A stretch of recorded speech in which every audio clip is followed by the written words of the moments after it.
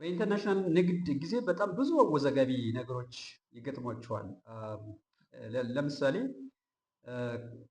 ከቻይና እቃ ባስመጣ የፍሬቱን ማን ነው የሚከፍለው? ኢንሹራንስ ማን ነው መግባት ያለበት? ጭነቱ ችግር ቢገጥምበት ከየት ነው ካሳ ላገኝ የምችለው? ወይ አንዳንዴ ደግሞ በአንድ ኮንቴነር የተለያየ እቃ ከተለያየ ሰፕላየር ሰብስባችሁ ይህ ኮንሶሊዴሽን የምንለው አይነት በአንድ ሰብስባችሁ መጫን ትፈልጉና የትኛውን ኢንኮተር ብጠቀም ይሻላል ይሆን? ወይ አሁን የተሻለ የማውቀው ጥሩ ፍሬት ፎርዋርደር የለም፣ ዓለም አቀፋዊ ኔትወርክ ያለው ምንድን ነው የትኛውን የሚሻለው? እነዚህና የመሳሰሉ ጥያቄዎችን ሊመልሱልን የሚችሉ ዓለም አቀፍ ሕግ ሁሉም ዓለም አቀፍ ነጋዴዎች የሚስማሙበት የሕግ መጽሐፍ አለ። እሱም የኢንተርናሽናል ኢንኮተርምስ የምንለው ይሆናል ማለት ነው። በጥቅሉ ምንድን ነው ኢንኮተርም? እስኪ ትንሽ ኢንኮተርም ምንድን ነው? ኢንኮተርም ካለ ምን ይላል? እነዚህ ነጋዴዎች ወይም ኢምፖርተርስ ኤክስፖርተርስ ናቸው። ዓለም አቀፍ ነጋዴዎች የሚጋሯቸው የሚገዙባቸው ህጎች ናቸው። የንግድ ህጎች እንላቸዋለን። ብዙ ጊዜ ሶስት ፊደሎች ናቸው። ሶስት ፊደሎች የሚከተሉትን ጥያቄዎች ስለሚመልሱ ነው። አንደኛው ሁ ፔይስ ይላል። ሁ ፔይስ ስንል እቃውን ከሻጭ ፋብሪካ ተነስቶ እናንተ ጋር እስኪደርስ ድረስ ያሉ የተለያዩ ክፍያዎች አሉ። ስለዚህ እነዚህን ክፍያዎች በዝርዝር ማን እንደሚከፍል ማን የት ላይ እንደሚከፍል ያሳያቸዋል ማለት ነው። ኢንሹራንስ አለ። ኢንሹራንስ በተለያየ ፌዝ ላይ ማን እንደሚከፍል ያሳያቸዋል። ማን ጭነቱን መጫን እንዳለበት ያሳያቸዋል። ማን የኤክስፖርት ክሊራንሱን ማከናወን እንዳለበት፣ ብቻ በእያንዳንዱ ስቴጅ ላይ ማን ምን ማድረግ እንዳለበት ግልጽ አድርጎ ያስቀምጣል። ማን ኢንኮተርምስ እና ሶስት ፊደሎች። ስለዚህ የመጀመሪያው ሁ ፔይስ የሚለውን ጥያቄ በግልጽ ይመልስናል። ሁለተኛው ሁ ቢርስ ደ ሪስክ። እንደምታውቁት ከመጀመሪያው ጀምሮ እናንተ መጋዘን ጋር ሲደርስ ድረስ እቃችሁ ለብዙ ስጋቶች የተጋለጠ ነው። በየትኛውም ቦታ በየትኛውም ጊዜ እቃው ላይ ችግር ሊደርስ ይችላል። ምናልባት መጀመሪያ ከፋብሪካው ላይ እንደተነሳ ሊሆን ይችላል። ወደ ወደብ እየተጓጓዘ ሊሆን ይችላል። ወደብ ላይ ሊሆን ይችላል። ባህር ላይ እየተጓጓዘ ሊሆን ይችላል። ወይም ዲስቻርጂንግ ፖርት ላይ ሊሆን ይችላል። የትም ቦታ ላይ ሁልጊዜም ስጋት አለ። ስለዚህ ያን ስጋት መታወቅ አለበት ማለት ነው። ሌላኛው ሁ ኮንትሮል ዘ ሺፕመንት፣ ማን መቼ ምን ያደርጋል ወይም በማን እይታ ውስጥ ነው እቃው እየተጓጓዘ ያለው ይላል። ስለዚህ የተለያዩ ኢንኮተርምስ የተለያዩ መልስ ነው የሚሰጡት። ለምሳሌ ከፋብሪካ እስከ ወደብ፣ ከወደብ ባህር ላይ ያለ፣ ከፖርት ኦፍ ዲስቻርጅ እስከ ኢምፖርተሩ መጋዘን ድረስ በማን እይታ ውስጥ ነው ያለው? ማን ይጠቅማል? ስለዚህ ኢንኮተርምስ ስንል እነዚህን ሶስት ጥያቄዎች ሁ ፔይስ፣ ሁ ቢርስ ደ ሪስክ፣ ሁ ኮንትሮልስ ደ ሺፕመንት የሚሉትን በግልጽ የሚመልስ ጥያቄ ማለት ነው። ዛሬ ሶስት ኢንኮተርሞችን ብቻ ነው የምናየው። ኤክስ ደብሊው ቨርሰስ ፎብ ቨርሰስ ሲአይኤፍ እያንዳንዱን እናያለን። እስኪ ከኤክስ ደብሊው ወይም ኤክስ ወርክስ ይባላል ከሱ እንጀምር። ምን ማለት ነው ዴፊኒሽኑ? ስለዚህ ሰፕላየሩ በዚህ አግሪመንት ሰፕላየሩ እቃውን ያመርታል፣ ፓክ ያደርግና ለባየሩ ምን ይለዋል? አሁን እቃው ዝግጁ ስለሆነ መውሰድ ማንሳት ትችላለህ ይላል። ስለዚህ ሪስክ የት ላይ ነው ትራንስፈር የሚደረገው? ሰፕላየርስ ፋክተሪ ጌት ላይ ነው። የባየሩ ኃላፊነት ምንድነው? ከሰፕላየር ፋብሪካ ሂዶ እቃውን ያነሳል። ሌሲ የሻጭ ዋና ኃላፊነቶች ምንድን ናቸው? አንደኛው ማምረትና አሽጎ እቃውን ዝግጁ ማድረግ፣ ለጭነት እቃውን ዝግጁ ማድረግ። ስለዚህ ባየሩ ምን ይሆናል ማለት ነው? አሬንጅ ፒክአፕ ኢንላንድ ትራንስፖርት፣ ከሻጭ ፋብሪካ መኪናውን ይዞ ሄዶ እቃውን ማንሳት። ስለዚህ ለትራንስፖርት ማጓጓዝ ግዴታ ይኖርበታል ማለት ነው። ኢንሹራንስ መግባት ግዴታ ይኖርበታል ማለት ነው። ኤክስፖርት ከስተም ክሊራንስ ማድረግ የእሱ ግዴታ ይሆናል። በመርከብ ከሆነ ፍሬት ቡኪንግ የእሱ ግዴታ፣ ፍሬት መክፈል የእሱ ግዴታ፣ ኢምፖርት ክሊራንስ። ብቻ ከሻጭ ፋብሪካ እስከ ራሱ መጋዘን ድረስ ያለውን የሂደት በሙሉ ኃላፊነት ወስዶ እቃውን ያስገባል ማለት ነው። መቼ ብንጠቀመው ጥሩ ሊሆን ይችላል? የኤክስፖርት ባይዘዎች ጥሩ የሚሆንበት ጊዜ አለ። መጠቀም ያለብን መቼ ሊሆን ይችላል?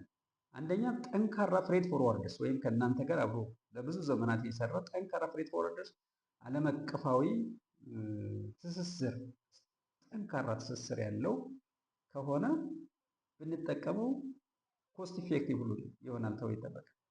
ሁለተኛ ቅድም እንዳልኳችሁ እቃዎችን ኮንሶሊዴት አድርጋችሁ ማምጣት የምትፈልጉ ከሆነ ምክንያቱም እናንተን ሆኖ ከተለያየ ሰፕላየር ሰብስቦ በአንድ ኮንቴነር አሽጎ ወደ ሀገር ውስጥ የሚያመጣላቸው አይደለም። ስለዚህ እንደምታደርጉት ራሳችሁ እዚያው ኃላፊነትን ወስዳችሁ እቃዎችን ከተለያየ ቦታ ተሰብስበው በአንድ ኮንቴነር አሽገው ወደ ሀገር ውስጥ ማስገባት ከፈለጋችሁ ዋት አር ዘ ሪስክስ? በጣም ሪስኩ ምንድን ነው ካላችሁኝ እንደምታዩት the buyer is technically responsible for moving the shipment from factory down to his own warehouse ነው። በጣም ረጅሙን ጉዞ ረጅሙን ኃላፊነት ስለሚሄድ በርደኑ ትልቅ ነው።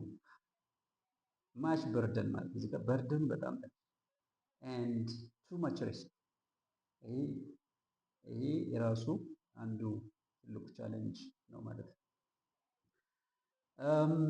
እስኪ ወደሚቀጥለው ነው ደግሞ ፍሪ ኦን ቦርድ ይላል። ፍሪ ኦን ቦርድ ማለት አሁን ከኤክስ ደብሊው በተጨማሪ ሻጭ ኃላፊነት ይወስዳል።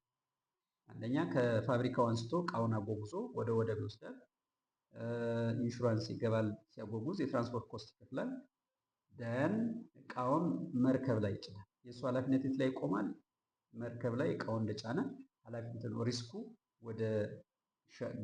ወደ ገዥ ይተላለፋል ማለት ነው። ስለዚህ ተጨማሪ ኃላፊነት ወሰደ ማለት ነው። የት ላይ ነው ሪስክ ትራንስፈር የሚደረገው ካላችሁኝ እቃው መርከብ ላይ ሲወጣ። ስለዚህ እቃው መርከብ ላይ ከወጣ በኋላ ባህር ላይ በጉዞ እያለ መርከቡ ቢሰምጥ ወይም ደግሞ የተለየ ዳሜጅ እቃው ላይ ቢደርስበት ባየሩ ኃላፊነቱን ይወስዳል ማለት ነው።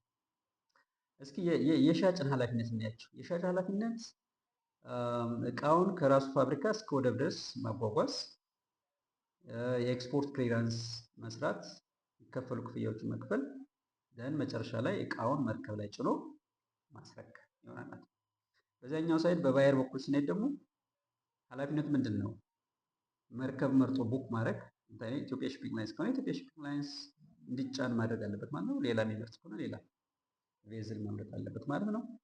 ኦሽን ፍሬት ይከፍላል። የባህር ላይ መጓጓዣውን ይከፍላል።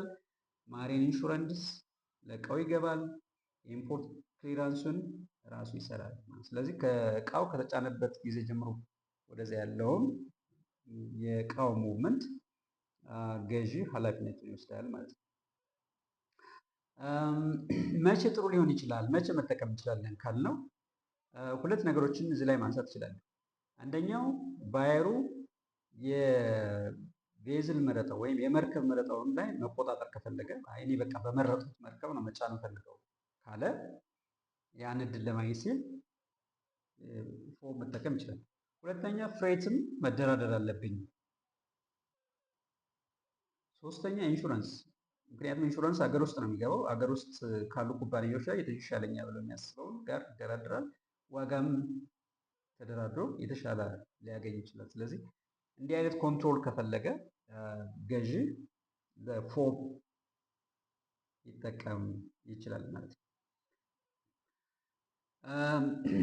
ሶስተኛ ለሲአይኤፍ እና ኮስት ኢንሹራንስ ሬት ይላለን። ይሄ ሴለሩ በጣም ብዙ ኃላፊነት የወሰደበት ኢንኮተርም ነው። ወይም ሴለሩ እስከ ፖርት ኦፍ ዲስቻርጅ ድረስ የኃላፊነት የሚወስድበት አግሪመንት እንደማለት ነው። ይህ ማለት ምንድን ነው? እቃውን አጓጉዞ ወደብ ላይ ይጭናል። ከወደብ ከጫነ በኋላ ምን ኃላፊነት አለበት? የማጓጓዣ ፍሬቱን ይከፍላል። ሞዴሬት ኢንሹራንስ ይገባለታል ማለት ነው።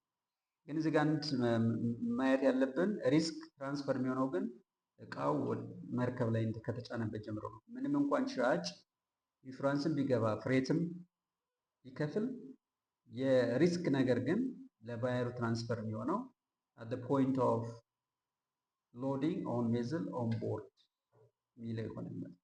ሻጭና የገዢ ኃላፊነት ምንድን ናቸው የሚለውን ነው እስኪ ሴለር ላይ ካየነው እቃውን እስከ ፖርት ኦፍ ሎዲንግ ድረስ ወይም መርከብ ላይ ጭኖ ማስረከብ፣ ኤክስፖርት ክሊራንስ መስራት፣ ኦሽን ፍሬት መክፈል፣ ለእቃው ኢንሹራንስ መግባት፣ ይሄ ኃላፊነት ነው ማለት ነው። የባየሩ ምንድን ነው?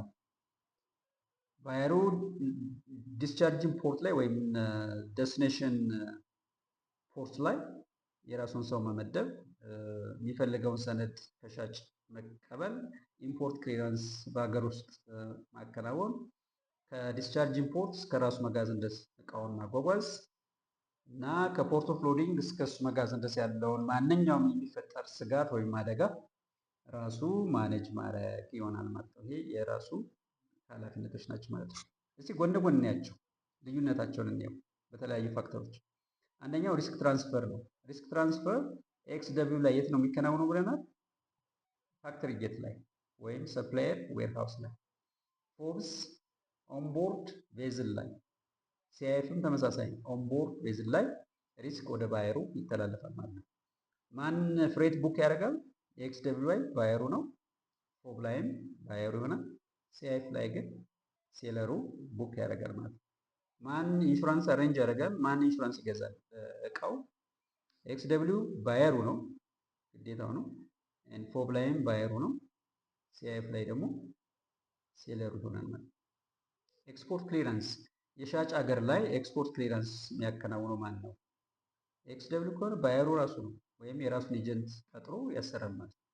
ፎብ ላይ ሴለሩ ነው። ሲአይኤፍም ሴለሩ ይሆናል ማለት ነው። ባየርስ ኮንትሮል ምን ይመስላል? የባየርስ ኮንትሮል ምን ይመስላል?